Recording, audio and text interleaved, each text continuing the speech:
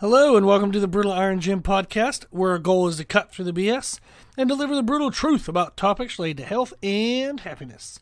Today's podcast is number 1373. The topic is training and the title is Tips to Growing Lagging Body Parts. So we had listeners send in a question, and they were they had listened for a little while, and they're wanting to do an aesthetic competition. So I think it was like men's physique. And they want to essentially get bigger muscles. They want to create a balance to their muscles. And what they're running into is that they feel like their arms and shoulders are growing at a greater rate than their chest. Their chest doesn't seem to be kind of developing as well. Now they have checked out our website, listened to me talk before, so I have helped people earn pro cards in aesthetic sports, both drug tested and untested. And they were saying, okay, well, if you've done that with them, can you do it with me? So we've been talking a little bit, and I wanted to share some of the ideas that he and I have been talking about with his training. Now, we've been talking about chest specifically. However, all of the things I'm going to share in today's podcast can be used for any muscle. So if you're wanting to grow your glutes and they seem to be lagging behind, these tips can help. If you want to grow your chest, your arms, shoulders, back, calves, whatever it might be, all of these tips would help towards that. So what we're going to look at, the first thing is to do more isolation movements before compound movements. So he had been frustrated with his chest not growing, so he started doing heavier and more aggressive lifts. For example, he would go into the gym, do whatever kind of small stuff he needs to feel like he's warmed up in his shoulders, and then he said he would do a barbell bench, then he would go to dumbbell bench press, and then he'd go to dips. And he's like, man, I'm trying to pick the biggest, heaviest things I can do, and nothing just seems to be like working well. Well, the downside is he has short upper arms, which decreases the amount of chest stimulus he's going to get from typical presses. It means that his triceps are going to do more of the work. Therefore, unfortunately, what he was pushing to by doing more compound presses, like more heavy basic press movements, was actually just more shoulder and arm work. Since he does have the short upper arm, he would benefit from doing more isolation movements, such as chest flies, whether that's, flies with a cable machine, a regular kind of Life Fitness type, machine, where like the fixed handles. That would be an example. Cable flies, cable crossovers, dumbbell flies. He would benefit from doing more isolations. Since he does have a short upper arm, he's not going to get as great of stimulus through his chest if his shoulders and triceps are allowed to be involved as well.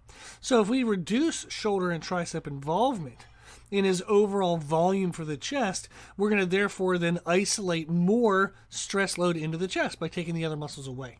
So this is something everybody could benefit from, is if you're wanting to build a specific muscle, try to do more movements that isolate just that muscle. So it is true that he wants to create muscle damage in his training, so that way he can get more growth. So that's what he was thinking by doing more and more kind of heavy basic presses. He was thinking, okay, the heavier I can go, the more damage I'm creating. The downside was he was creating the damage in the wrong places.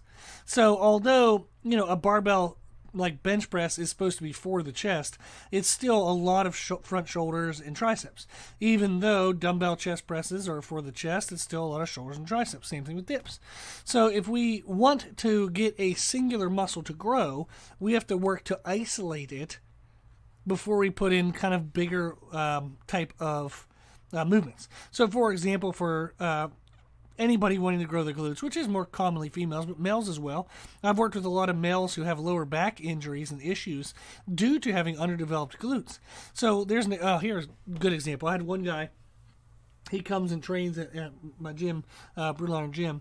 So we have him doing a circuit where he does the machine abductor, which is the one where you push out. So the adductor, the adductor is when you're kind of adding your legs together, is when you're pushing in. The abductor is when you're pushing your knees out.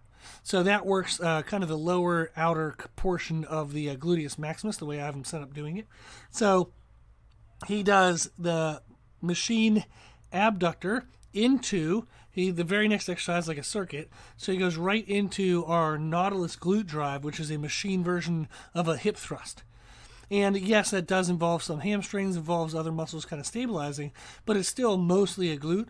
And we have him taking a very wide stance, and he pauses at the top of the motion, which forces the glutes to work even harder as well. And then he goes into a dumbbell RDL, but we're doing a short range RDL where he doesn't get to lock out at the top. So he never lets his hips actually fully lock. And we're doing that for sets of 10 to 14.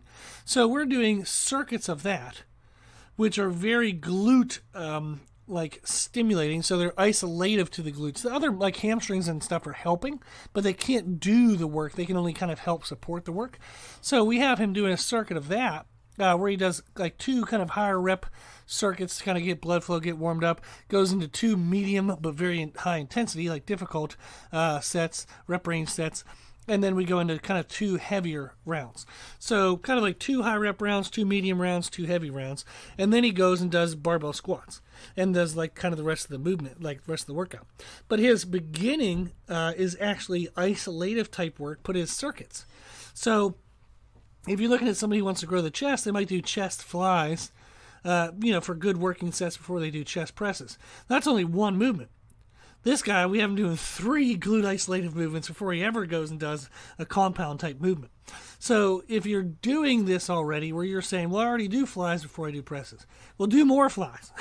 So get creative and do even more.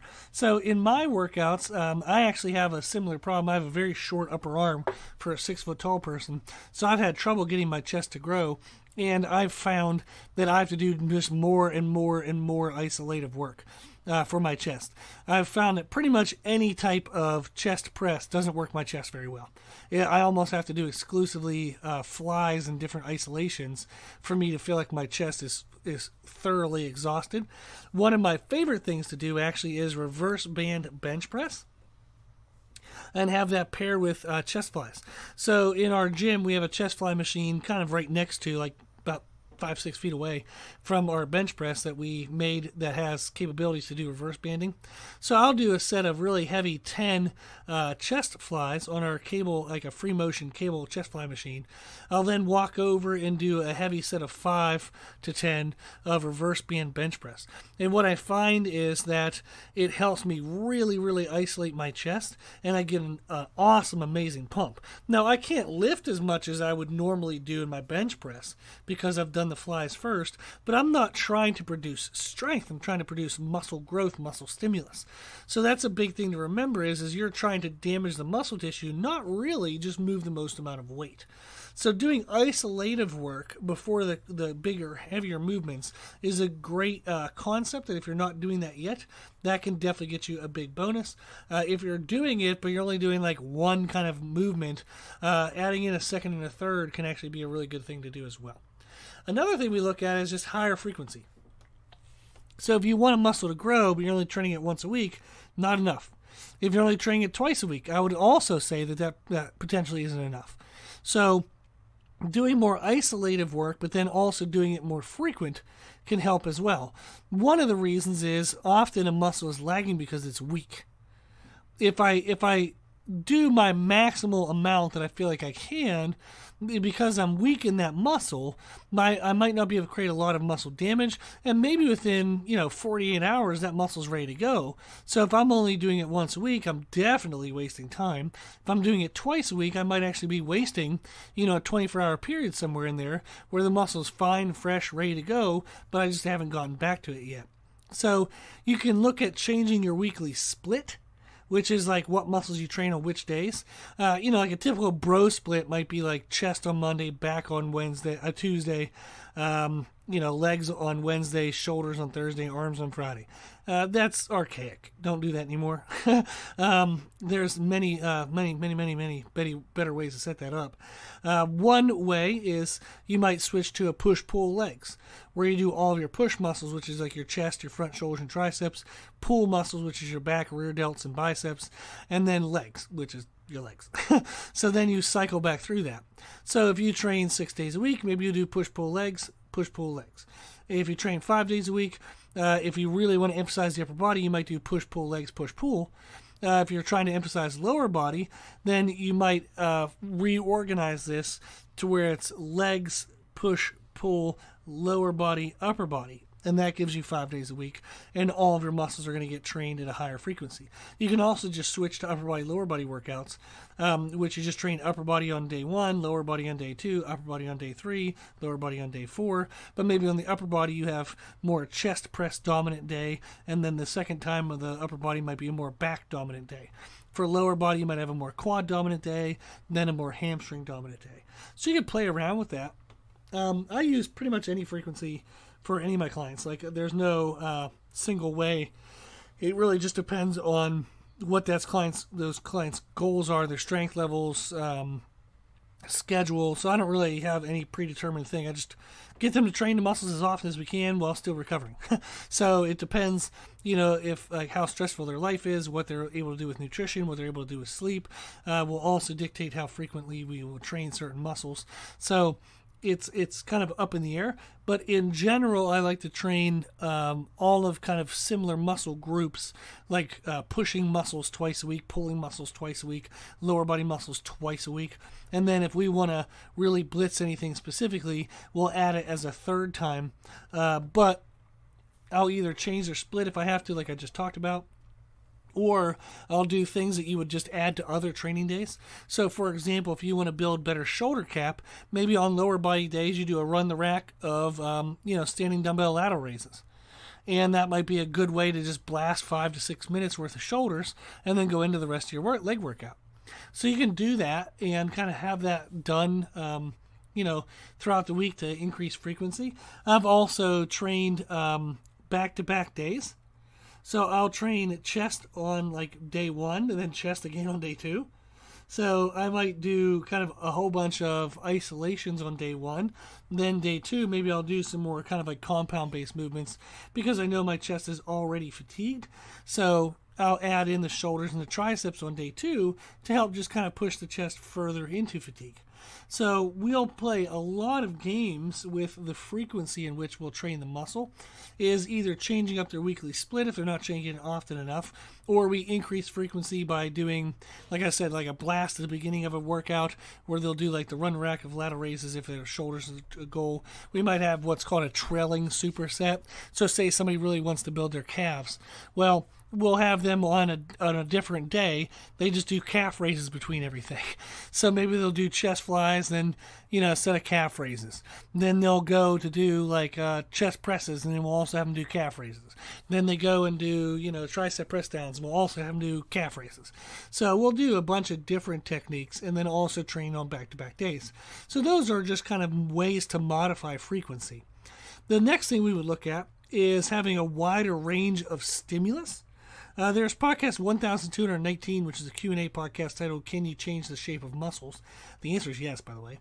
But that was a good podcast to kind of learn some background info. And that can help give you more information on let me write a note here real quick. Okay, there we go. So how you change the shape of muscles.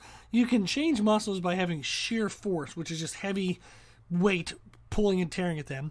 There's also another general term called metabolic damage, which is just where you create like a miserable pump in the muscle that stresses the structures of the muscle cell. The body wants to come back with more robust and kind of built up cells.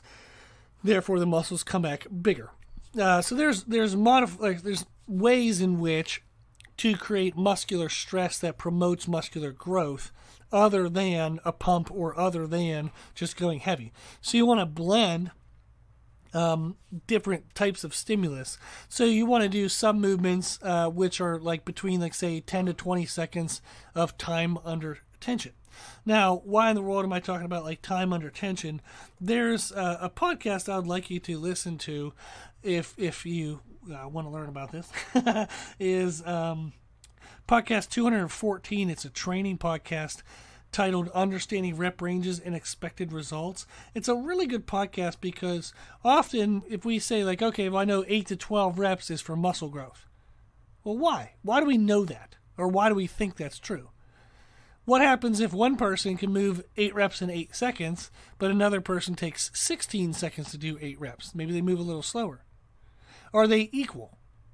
If one person did 8 seconds worth of work and the other person did 16 sets of work, like 8 seconds of work versus 16 seconds of work, the person who does 16 seconds of work, they do more work.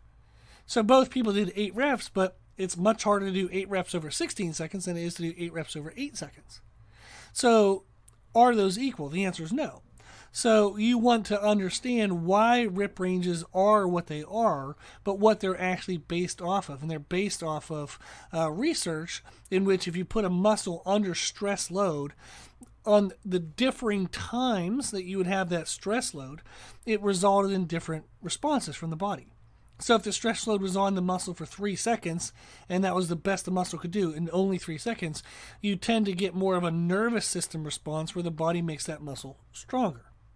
Whereas if you take the muscle under stress load for 30 seconds and it reaches like an exhaustive failure at 30 seconds, the body tends to respond back, if you have proper nutrition, to create a more robust and bigger muscle.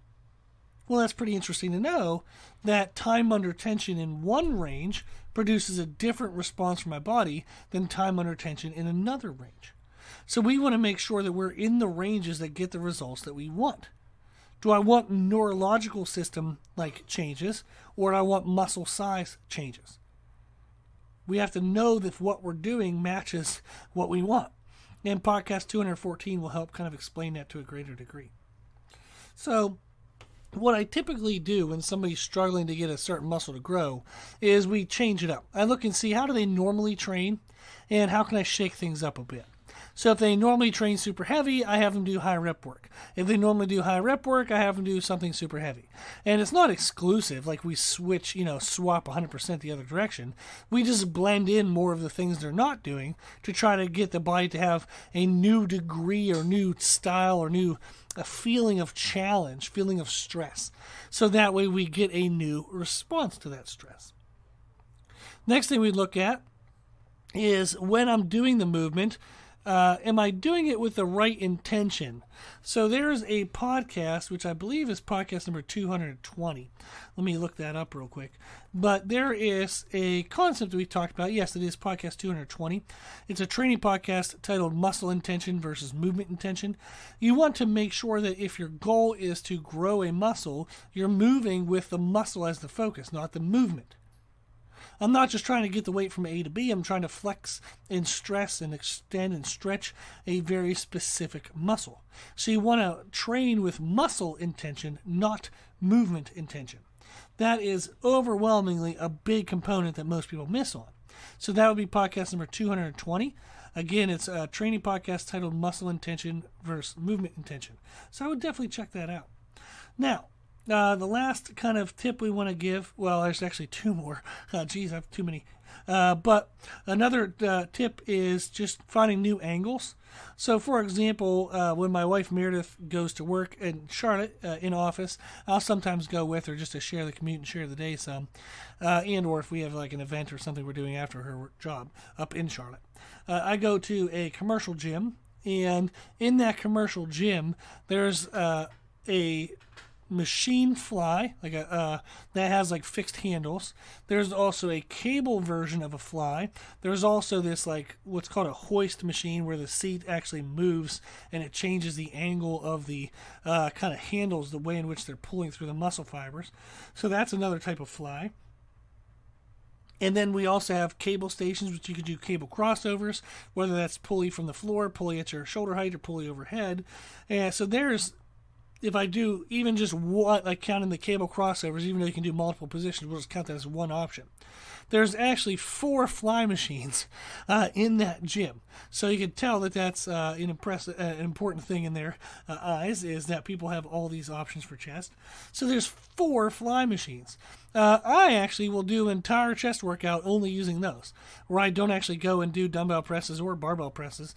Sometimes I'll do the dumbbell presses, sometimes I'll do the barbell presses, but I do a lot of flies. And it's nice to have like all the different positions and different angles.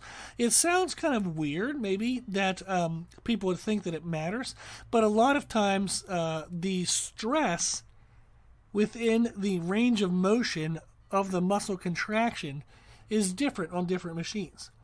Does the machine stress you more at full extension, or does it have more of a stress at full contraction? Does it feel harder in the mid-range? A lot of machines will have small variances like that, to where you might have a machine that feels kind of easy at the stretch position, but really freaking hard at the contracted position. And then you might have a machine that does the complete opposite. Well, those are great then to put back to back, because you're going to really stimulate and annoy and challenge the ranges of fibers that are within the muscle from full contraction to full extension. So changing angles is very helpful. Switching up to new exercises, new movements, new orders. Just do new. If you want new, do new, right? The last thing that we talked about with this listener is we were talking about caloric cycling. He's trying to build muscle, but he does want to look very lean. So we've been talking, he's a personal trainer, and he's wanting to do the competition to help kind of grow his business. Now, part of it is he looks good now. He's pretty lean, and he actually does have a really good physique. Like, he thinks his chest is small, and most people won't ever notice that. But he's pretty lean, and when he makes like Instagram videos and whatnot, he doesn't want to lose that leanness, because it's part of what helps sell programs. If you look fit and if you look like what people want to look like, they'll buy your program whether you're actually good or not. So if you look the part, they will come and buy your programming, even if you have no clue what the hell you're doing. You were just born with six-pack abs. You can write a workout for how to get abs, and people will buy it because they can see your abs. So that's just unfortunately part of how it is. So he doesn't want to lose conditioning, but what we've been talking about is he's potentially under eating. And I do think he is under eating for the growth that he wants to achieve. It's important that he stay lean, but he's almost like a soft lean. Like, you can see his muscles and stuff, but he doesn't have a hard, grainy look. He looks a little watered over, and that's because he's under eating and his body has a little too much stress. It's not getting enough food. So I see this a lot with the CrossFitters that I work with, like CrossFit coaches and athletes, is they're very strict in their nutrition. They're crazy active, but they have this kind of softness, like smoothness to them, because they're under eating. As I get them to eat more, not only do they perform better, all their little aches and pains start to go away, but they also look drier and harder and kind of more crisp, and it looks really awesome. So I told him, as I said, what I'd suggest he do is actually play with caloric cycling. Now, we've talked about caloric cycling on how it can help towards weight gain, like gaining weight, and that's super helpful. So that was actually podcast 964. It's a Q&A podcast titled Caloric Cycling for Weight Gain. We talked about that. Now, with him specifically, is he trains his chest very aggressively 2 days a week, and he hits it kind of like a partial third day. On the 2 very aggressive days, what I want him to do is actually increase his calories and protein above normal for the 8 hours post-training. So the 2 meals that he would normally have after his training, I want him to add calories and protein to. I want him to add a little bit of carbs and fats to give the body more energy to do the muscle building process. And I want him to add more protein so he actually has more material to build the muscles with. So we're going to be doing that twice a week. Now, I add, like right now, we're having him add 50% more to his calories and protein at the 2 meals following his workout. Now, he works out mid-morning or early morning, kind of either one of those. So the 2 meals after his training, he's going to add 50% more calories and 50% more protein at each meal. He's going to be doing that on both of those days. Once he feels okay with that and he sees he actually looks better and feels better, I'm going to promote him to do that on a 3rd day.